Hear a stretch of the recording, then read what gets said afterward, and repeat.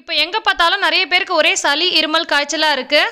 So சளி சம்மந்தப்பட்ட எல்லா விதமான பிரச்சனையுமான மூக்கடைப்பு, இருமல், சளி, தொண்டை வலி இதெல்லாம் சரி பண்ணக்கூடிய ஒரு சூப்பரான ஒரு அருமருந்து தான் இன்றைக்கி நம்ம பார்க்க போகிறோம். இது ரொம்ப ரொம்ப நல்லது. குழந்தைங்கள்லேருந்து பெரியவங்க வரைக்கும் எல்லாருமே எடுத்துக்கலாம். எப்படி செய்கிறதுன்னு பார்க்கலாம் வாங்க. அஸ்ஸலாமு அலைக்கும், வெல்கம் டு ஆஸ் தமிழ். நான் உங்கள் சாய்ரா ஆஷிக். இப்போ ஒரு கிண்ணத்தில் 2 டம்ளர் அல்லது 3 டம்ளர் அளவுக்கு தண்ணி எடுத்துக்கலாம். எத்தனை பேருக்கு போட போகிறீங்களோ அதுக்கு தகுந்த மாதிரி தண்ணி எடுத்துக்கோங்க. இப்போ இதில் ஒரு கைப்பிடி அளவுக்கு தூதுவளை இலைகள் சேர்த்துக்கலாம். கற்பக மூலிகையில் ஒன்றா இருக்கக்கூடிய இந்த தூதுவளையில் அவ்வளோ மருத்துவ பயன்கள் இருக்குது. கண்டிப்பாக இதை நீங்கள் அடிக்கடி உணவாக சேர்த்துக்கோங்க. நோய் தாக்கம் எதுவுமே ஏற்படாமல் இருக்கும். தூதுவளை, சிங்கவல்லி, அலர்க்கம் இப்படின்னு இதுக்கு நிறைய பேர் இருக்குது. இதோட இலை, பூ, வேறு, காய், தண்டு எல்லாமே ரொம்ப மருத்துவ குணம் கொண்டதாக இருக்குது. இந்த செடி எப்படி இருக்குன்னு காமிக்கிறேன் பாருங்கள். இப்படி தான் இருக்கும். நிறைய பேருக்கு தெரியாமல் இருக்கும் இல்லையா, அதனால் நான் உங்களுக்கு செடியாகவே காமிக்கிறேன். செடி ஃபுல்லாகவே சின்ன சின்ன முள் இருக்கும். ஸோ பறிக்கும் போது ரொம்பவே கேர்ஃபுல்லாக பறிச்சிக்கணும். ஒரு கைப்பிடி அளவுக்கு இருந்தாலே போதும்.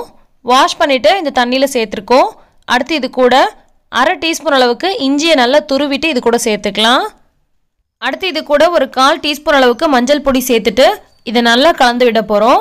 இந்த மாதிரி நல்லா கலந்து விட்டு ஒரு 10-15 நிமிஷம் நல்லா கொதிக்க விட்டுக்கலாம். நல்லா தலபுலன் கொதிக்கும் போது இந்த மூலிகை இலையோடைய தன்மைலாம் இந்த தண்ணியில் நல்லா இறங்க ஆரம்பிக்கும். ஸோ இந்த மாதிரி நல்லா கொதிக்க விட்டுக்கோங்க. நல்லா கொதிச்சுட்டு இருக்கும் போது இந்த இலைகள்லாம் ஓரமாக ஒதுங்கி போகும். ஒரு ஸ்பூன் வச்சுட்டு அப்பப்போ நல்லா கலந்து விட்டுக்கோங்க. அப்போ தான் அந்த மூலிகையோட மருத்துவ குணமெல்லாம் முழுசாக இறங்கும். 2 டம்ளர் அளவுக்கு செய்ய போகிறீங்கன்னா 3 டம்ளர் அளவுக்கு தண்ணி ஊற்றிக்கோங்க. 10 நிமிஷம் 15 நிமிஷம் கொதிச்சதுக்கப்புறமா இது சரியான அளவில் இருக்கும். இப்போ ஒரு 10 நிமிஷத்துக்கு மேலே நல்லா கொதிச்சிருச்சு. இப்போ பார்த்தீங்கன்னா ஒரு 2 டீஸ்பூன் அல்லது 1 டீஸ்பூன் அளவுக்கு பனங்கல்கண்டு சேர்த்துக்கலாம். பனங்கல்கண்டு இருந்தால் சேர்த்துக்கோங்க, இல்லைன்னா சேர்க்க தேவையில்லை. பனங்கல்கண்டு சேர்த்ததுக்கப்புறமா இந்த மாதிரி ஒரு முறை நல்லா கலந்து விட்டுட்டு ஸ்டவ் உடனே ஆஃப் பண்ணிக்கோங்க.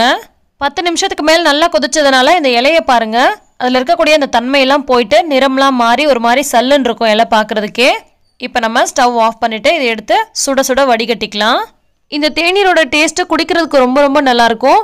இதில் நம்ம இனிப்பு சேர்க்காட்டி கூட லாஸ்ட்டாக கொஞ்சமாக தேன் சேர்த்து கூட குடிக்கலாம். நரை, திரை, மூப்பு, பிணி நோக்கி நம்ம வயசுக்கு தகுந்த மாதிரி எந்த விதமான நோயும் வராமல் பாதுகாத்து ஆரோக்கியமாக வச்சுக்கக்கூடியது தான் காயக்கல்பம் அப்படின்னு சொல்லுவாங்க. அந்த காயக்கல்ப மூலிகையில் ஒன்று தான் இந்த தூதுவளை. அப்படிப்பட்ட மூலிகையை வச்சு தான் இன்றைக்கி நம்ம ஒரு தேநீர் ரெடி பண்ணியிருக்கோம். இது சளி, இருமல், காய்ச்சலை போக்குறது மட்டும் இல்லாமல் வாத நோய்க்கும் பித்த நோய்க்கும் நல்ல ஒரு தீர்வாக இருக்குது. கால்சியம் அதிகமாக இருக்கிறதுனால எலும்பு நோய்கள் வராமல் தவிர்க்குது. அதே மாதிரி கேன்சர் கூட வராமல் தடுக்கிறதுக்கு ரொம்ப சூப்பராக ஹெல்ப் பண்ணும். தொப்பை இருக்கிறவங்க இதை தொடர்ந்து குடிச்சிட்டு வந்தால் வயிற்றில் எந்த விதமான கொழுப்பும் சேர விடாமல் கரைச்சி வெளிக்கொண்டு வந்துடும்.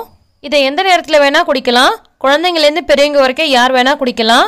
அதே மாதிரி வெறும் வயிற்றில் குடிக்கிறது ரொம்ப ரொம்ப நல்லது. தினமும் கூட குடிக்கலாம்.